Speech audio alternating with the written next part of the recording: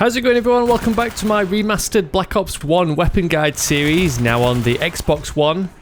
I'm going through the popular weapons from this classic Call of Duty game, with today's feature being the MP5K.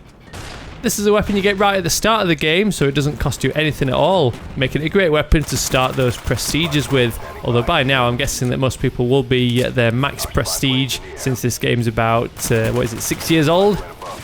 But getting straight into it, let's check out the stats behind the MP5K and see what its strengths and weaknesses are. Starting with the damage, the MP5K has figures of 40, 20, 40 up close, dropping off to the usual figure of 20 for SMGs at long range. This equates to you needing between 3 and 5 shots to kill, those numbers reducing by 1 if you manage to land a headshot. This is at the higher end of the scale for submachine guns, most of them needing 4 shots to kill up close, so it's a great weapon for general close quarters rushing action, especially when you consider that you get the full player movement speed from equipping an SMG. Rate of fire for the MP5 is quite slow for SMGs, most of them fire at the 937 RPM figure, but it is possible to speed this up with rapid fire. I personally don't recommend it though, because it affects the overall controllability of the weapon, plus it takes up your attachment slot. Range is the average figure of around 19 in-game meters, which is the point where your 3 shots to kill start to turn into 5.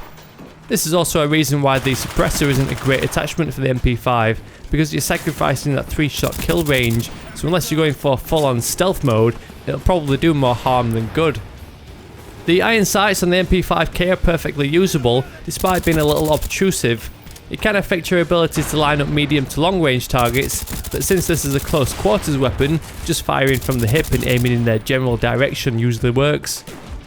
For an SMG, the recoil isn't too bad, but it will drift off under any prolonged fire. It's a shame there's no additional grip attachment for this weapon, probably because it already has one built into the gun model. Reload time is pretty lethargic at 2.9 and 3.2 seconds, although it is nice to fully drain this gun every now and again just to appreciate the classic HK slap during the full reload animation. It's also a shame that this weapon is also missing the dual mags attachment, which would have been the perfect combo, but instead the extended mags is pretty much your best option.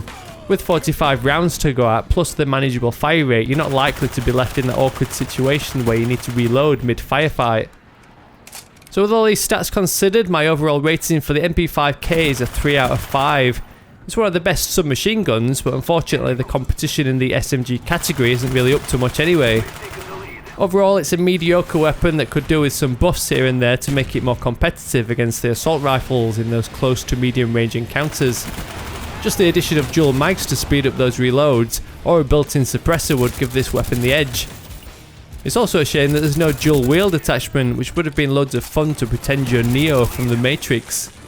All in all though, I give this weapon the title of Portable PDW.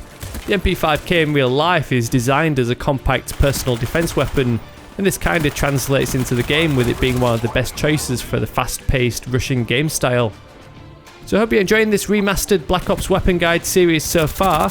Be sure to check out my FAMAS and AK-47 guides that I posted over the past couple of weeks, and keep an eye out for the upcoming features of the most popular guns from the game.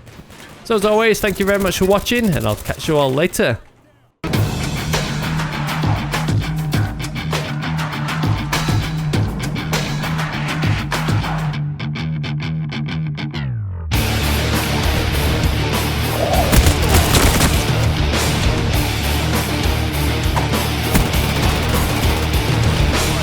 Won't get another chance at this. Enemy spy plane incoming.